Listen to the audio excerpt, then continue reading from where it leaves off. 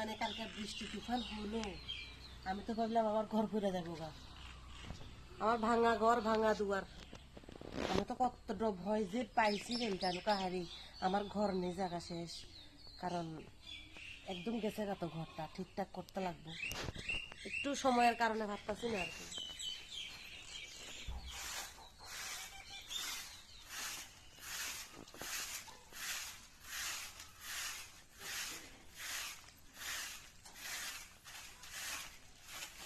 আমার তো প্রথমে না তুফান হইল, আরো তো তুফান বাকি রয়েছে।